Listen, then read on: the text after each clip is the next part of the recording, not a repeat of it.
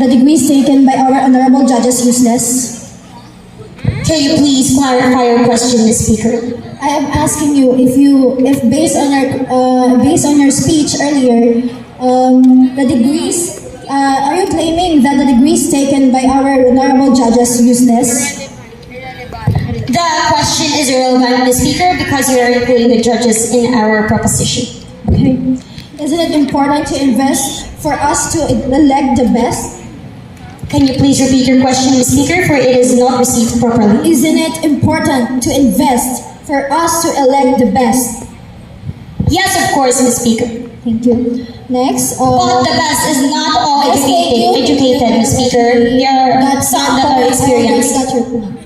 Are you trying to say that the only requirement is to read and to write?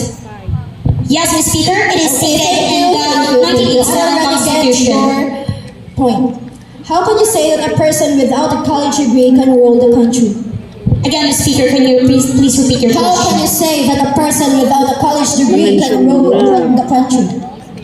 I can say that a politician with a college degree can rule a country because besides of the knowledge and the intelligence that he or she has, we also need the value of experience, honesty, and the love of country, especially as not being selfish, Ms. Speaker. Okay. Do you agree that the requirements needed for political positions are low? Again, Ms. Speaker, can you please repeat your Do question you agree and higher that the your voice? requirements needed for political positions are low? No. Yes, Ms. Speaker, I agree. Thank you. Pero okay lang. May lusot lang. Are you cheapening the value of the position? No. Again, Ms. Speaker, can you please repeat your Are question? you cheapening the value of the position? No. Cheapening, Ms. Speaker? Yes. No, Ms. Speaker, I am not cheapening the value of the... Uy, man, thank word you. nga cheapen. But we Meron. are. Ano cheapen ni? Thank you, Ms. Ano Speaker. word nga cheapen ni? Underestimating. Thank you very much, both speakers of the third Cheapen ni? round and speaker of the negative side. So please go to the podium. You have a maximum of 5 minutes to speak, and it starts now. My test. To our moderator, board of adjudicators, our worthy opponents, fellow debaters, and to the audience, good afternoon. First, I will discuss the loopholes and fallacies that we have observed from the opposing team. For the first speaker of the affirmative side, she used popularity of the proposition as evidence for its truthfulness, where she stated that all college degree holders are eligible in law. Her argument is presented as acceptable because a lot of people accept it, which is an appeal to popularity. However, not all college holders are knowledgeable in law, especially if they are not aligned to courses connected in law. For the second speaker of the affirmative side, unclear phrases is used within her argument, and she expressed her arguments in too many words than necessary, which resulted to confusion. Therefore, the said speaker committed a fallacy of ambiguity. During the interpellation, one of the speakers of the affirmative side took our speaker's arguments, distorted it, and exaggerated it in some kind of extreme way, and then attacked the extreme distortion as if that is really the claim our speaker is making. Therefore, they committed a strawman argument. Also, during the interpellation, the third affirmative speaker answered contradicting statements. She said that scholarships are available for financially incapable citizens, but also stated that it is a privilege and not everyone has access to this. Her statements also contradict established argument that everyone has the right to vote and be voted. Moreover, all the speakers of the affirmative side, from the necessity to practicability, presented various arguments that are also flawed. Some of their arguments drew expansive conclusions based on inadequate or insufficient evidence. They provided sufficient logical evidence that strongly indicates their conclusion is true, but they failed to acknowledge it in most of their arguments. Instead, they attributed the outcome to coincidence or something unrelated. they committed several fallacies, including hasty generalization and slothful induction. And for now, I am going to present the summarized arguments of our team that the affirmative side failed to destroy. From our necessity speaker, her first argument says that the Philippines is a democratic country. Therefore, all citizens have the right to vote and be voted. And for her second argument, it states that we already have a system that filters our candidates for national elections, so it is not necessary to set another standard. Therefore, including college degree as qualification for national level political candidates is not necessary.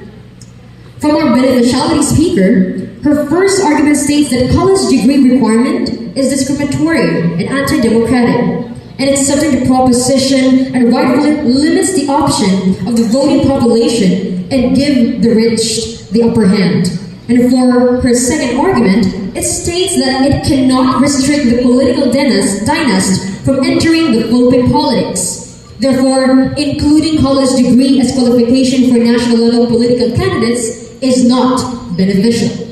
And lastly, from our practicability speaker, her first argument states that the proposition is not practicable as it violates the 1987 Philippine Constitution that emphasizes the right of a Filipino to run for politics as long as he or she is able to read and write. Her second argument states that the implementation of the proposition becomes unconstitutional as according to Article 6, Section 2 of the Constitution, where emphasizes the Congress cannot anymore add additional qualifications other than those provided with the Constitution. And for her third argument, it states that sovereignty resides on the people. So why not, instead of requiring the college degree, why not focus on the education and enhancement of information access to Filipinos as they are the key component in electing national level politics? Therefore, it is not practicable. Once again, our team's essential point is that we disagree on the notion of the proposition that college degree should not be included as qualification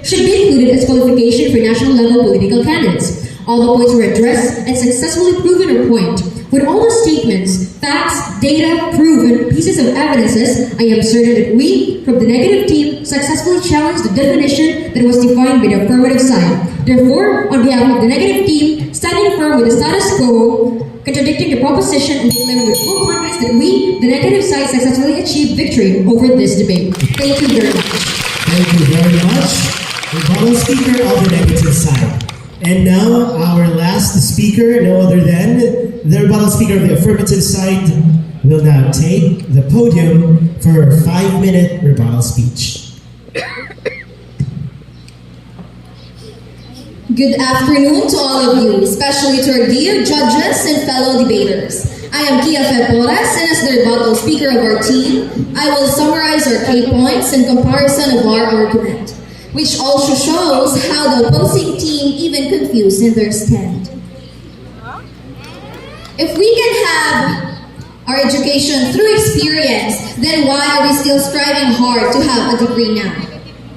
They mentioned about democracy, that everyone can vote and be voted. A college degree being required on a political candidate in a national level position doesn't affect the right of a Filipino to vote in or choosing, but it provides the voter the best selection of political candidate chosen among the best with a degree. While we clearly said that a knowledgeable leader can lead the country in all its affairs, be it in a political, economic, security, and international relations. That's why we, as the future of our nation, strive for a degree. I would like also to clarify that those persons mentioned by their beneficiality speaker who are successful without degree are not politicians and doesn't have the responsibility for its nation. He also stated about manners as an important qualification, but I assure you, manners cannot provide solutions or solve political problems. They even agree with us that a person lack of knowledge cannot lead a country. In terms of beneficiality, it was so beneficial for a country to have a leader or executives who is fully equipped of knowledge and a college degree, because we can be ensured that they can make a wise decision for its citizen. In terms of poor or poverty. Requiring a college degree and national level political position is not abandoning someone's dream, especially those poor, to serve their fellow Filipinos, because there is a Republic Act number 1093, which provides a free tuition and other school fees in state universities and college, local universities and colleges, and state-run technical vocational institution. It's not depriving them the chance. It's about their willingness, free will, and intelligence to lead a country up to its progress. Those leaders are those who's responsible for making laws and projects which can regulate the crimes and improve the country, create decisions for the own good of our nation. So how can an undergraduate manage a country if he or she in the first place is lack of this knowledge? It is impractical for a person to be elected in an executive position if the only requirement is they know, or if one of the requirement is they know how to read and how to write, which simply shows that being able to write and read doesn't mean you comprehend it. They said government cannot provide another qualification because of its cost. So why not we spend money on something that was beneficial to our country? Then every project or notion that aims to give a benefit to the country deserve to be given a budget. They even agree that it's right to invest to choose the best. They also agree that the qualifications are low, which means we need to add and ensure the qualification of those political candidates. In terms of our practicability, a high position should really need to require a high qualifications, for they will be in charge of producing laws that can organize its country. Therefore, we in the affirmative side strongly believe that a college degree should be included in the qualification to a national level political position. In conclusion, the opposing team failed to defend their stand because we successfully rebut their arguments and they are not also sure about their stand. Thank you. Wow, thank you very much to the debate teams of Lemery and Balasan. And that ends our 5th Congressional District Supreme Debates final round. Wow, I feel so overwhelmed. Who would imagine that these are just high school students, and for those who do not know, their sides were just given like more than an hour ago. This is on the spot. And they give this amazing and commendable performance.